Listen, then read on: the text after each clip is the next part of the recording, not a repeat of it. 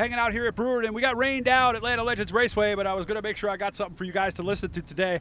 I came over here to the parking lot of Brewerton Speedway. We're way up at the north end. As you can see, we got a little campground going on here. Scott Holcomb drives the number 91. He was out at Can Am Speedway last night, had some trouble, actually did not finish the race, so he's going through the rear end, especially the right rear, to kind of see what's going on. First of all, Scott, how we doing? Good. A little disappointing about tonight, huh?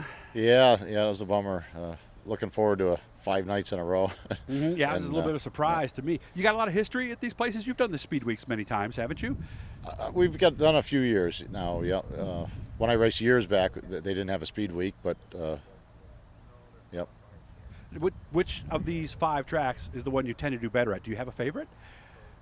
Not really. No, I never really had a favorite racetracks. You know, it's a lot of it's to do with weather. You know, dirt racing. Yeah, because it's different every time you come. Yeah, a lot right? of times it's different every time you come, and who's prepping a track. You know, sometimes the normal guy's not there, or they switch guys, and you know that changes things up. Well, and a lot of times you guys are the visitors, so you're on the track in addition to the regular cars. So I could see how that would be different every time you came out. How was Can Am for you last night? What ended up happening?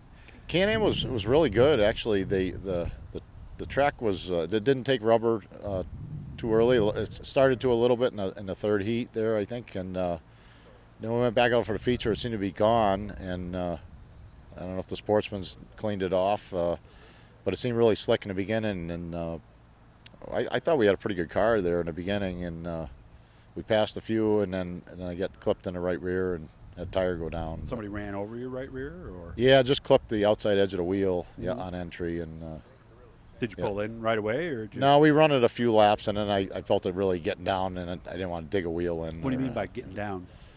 Just I feel the car rolling over, laying over on that side. So you had a feeling you broke something, maybe? Yeah, I knew something was going on there. What did it actually do, the contact?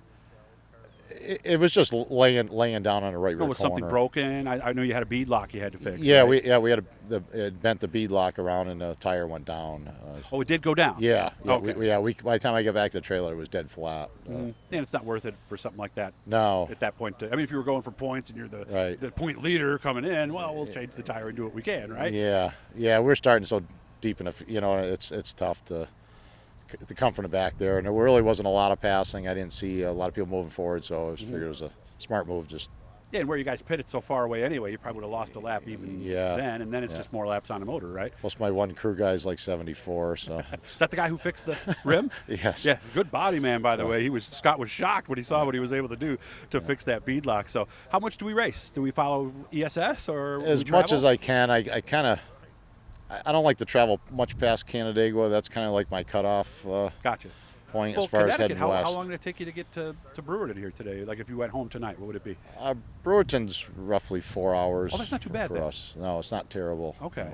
And you got a motorhome, and so you're staying right here. You got your food. You're all set for the week, right? Yeah, it makes it great. People for you fans who don't know, race car drivers do not often frequent concession stands because that's money that could be going to the car, right? So slow cookers, sandwiches, bring everything we can, right? Be totally self-sufficient. Yeah, it's nice camping, having food here, and you're not eating in McDonald's or wherever, or some of the track hockey pucks that they serve. Yeah, that's true. There is various levels of quality there. Yeah, there is. Some tracks are horrible. Others are very good. I think that some of the promoters are catching on with that stuff. I always said if you see a lot of Burger King bags in your parking lot, it means your food's either not good or too expensive. So, but yeah, I think you're right. I think a lot of them are coming around to that because if it was inexpensive and good, here and there you would, right? Yeah. All right. As far as these next few tracks, let's start with Brewerton. You guys are getting this on Thursday. We're hoping for a good day on Brewerton. Like this place? I do. Yeah, I've had some not good finishes here. We haven't had results, but we've had some very good runs. Starting out the hard way, not qualifying in properly, but moving forward. I think we've got hard charger a couple of times here. So, yeah, I'm looking forward to it. Okay. How about Fulton, the high banks? Fulton, I've had good runs, same thing. We've had trouble qualifying in, and I am starting towards the back, and we come up, but never far enough to. Gotcha. So, the last race we were there, we qualified in okay, and started good, and ended up with a flat tire.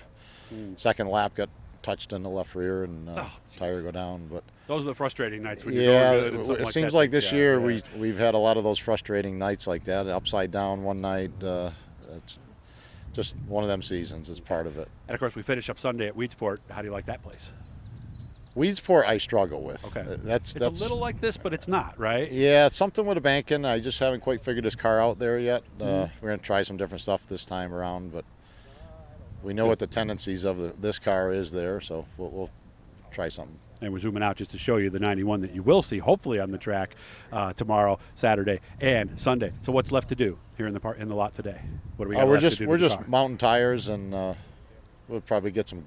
May put the gear in. I don't know. I might hold off on that, but wait and see what tomorrow. Yeah, because it's different gear for here in Fulton, obviously. So yeah, slightly. Yeah, and that's gear oil we got to take out and put back in. Yeah. Do we reuse gear oil anymore? Or? I don't run the expensive synthetic stuff. So I just dump those it. are the guys that I see reusing it. Okay. Yeah, some of it's really expensive. I like the conventional stuff, a good quality one, and just dump it. Yeah, so clean. that's more gear oil you would have to buy. Yeah.